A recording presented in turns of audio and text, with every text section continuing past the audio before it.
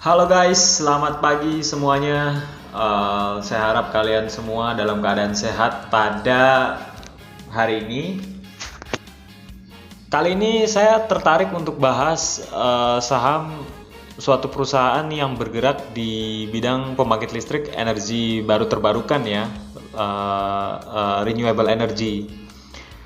Kenapa saya tertarik membahas energi baru terbarukan? Karena menurut saya ke depan isu yang paling fundamental mengenai energi ini akan direngsek dibawa ke isu lingkungan atau environmental ethics, di mana di situ energi baru terbarukan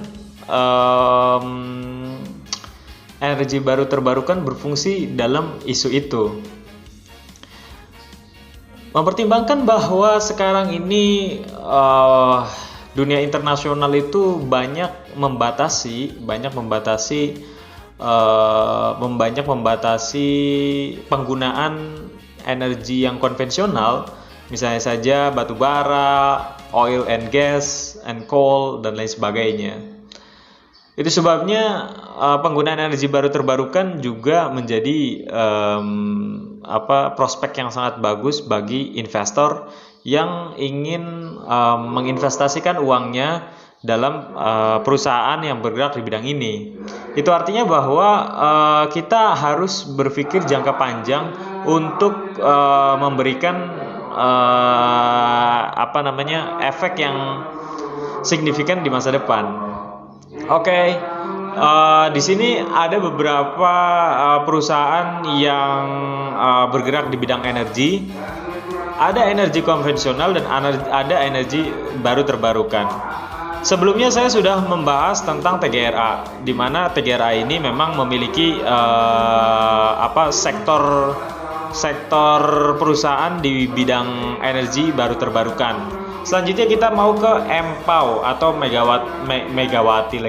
Power Makmur Tbk. Nah, MPOW ini bergerak, kita lihat dulu ya profilnya. Nah, bergerak di sektor infrastruktur, subsektornya utilities atau pemanfaatan. Infrastruktur ini adalah berupa pembangkit listrik ya, energi baru dan terbarukan. Kalau kita lihat perusahaan ini sangat muda sekali, bertengger di Bursa Efek Indonesia, yaitu pada 5 Juli tahun 2017. Itu artinya 4 tahun yang lalu.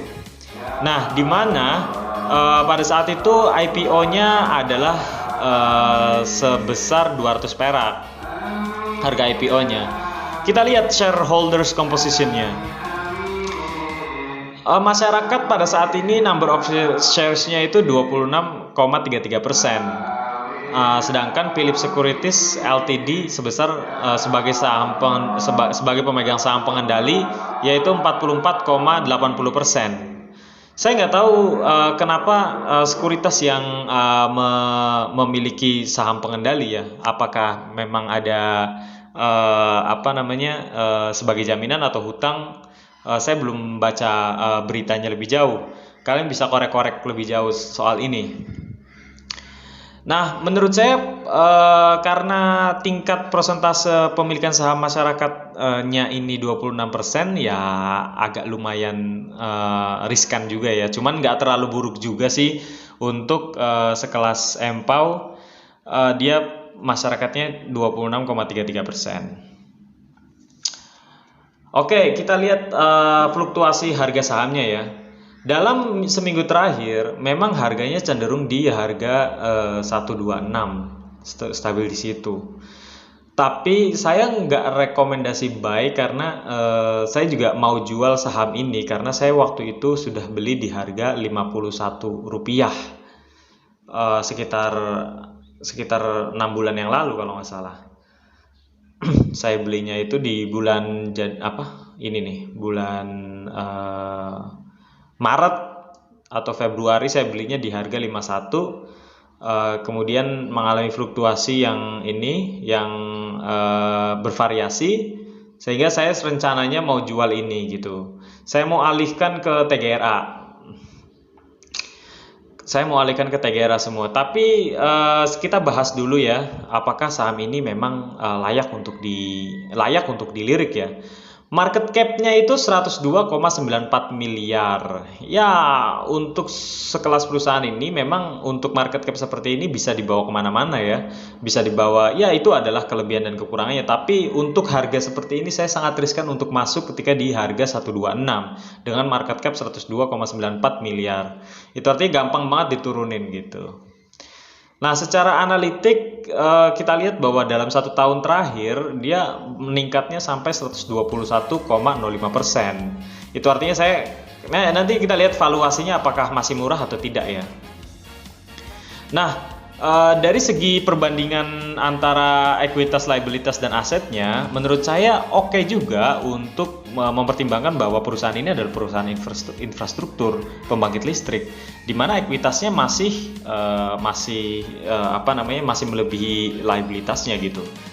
Dan itu juga terjadi di beberapa tahun terakhir, dari tahun 2019, 2020 dan 2021 itu masih ekuitasnya masih oke. Nah, kita lihat beberapa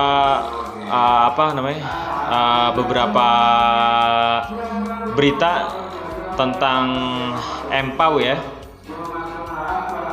dimana kita buka dulu deh.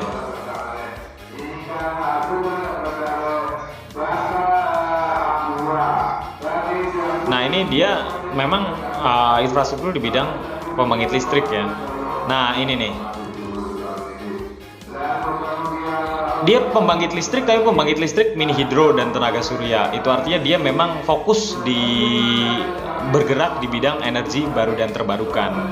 Itu sangat penting untuk ke depan, karena environmental ethics ke depan ini bakal menjadi isu yang pokok dalam isu dunia ya. Ya, walaupun memang ke depan ada mobil listrik dan lain sebagainya, tetapi itu juga bakal diimbangi dengan adanya limitasi-limitasi dari dunia internasional tentang pemanfaatan energi konvensional atau lithium dari batu baterai. Nah, kita lihat pada tahun ini di kuartal kedua perusahaan ini masih labanya rugi ya. Net profitnya dia rugi 1,74 miliar. Tapi ini terlalu cepat untuk dipertimbangkan, karena masih ada kuartal 3 dan kuartal 4 yang kita masih keluar dari zona pandemi ini.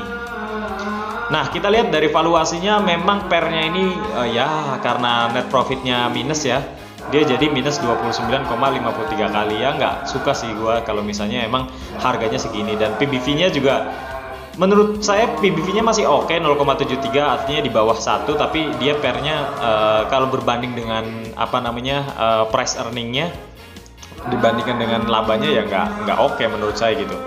Tapi dilihat dari DER-nya, dia masih cukup oke untuk sekelas infrastruktur ya, yaitu 74,46% gitu. ROE dan ROA-nya karena tadi net profitnya negatif ya, dia juga negatif juga gitu. Tapi ini terlalu dini untuk mengatakan bahwa perusahaan ini selalu merugi, karena sebelum pandemi dia selalu untung gitu. Tahun 2019 dia untung, earning per share-nya 4, dan 2018 earning per share-nya 4 gitu.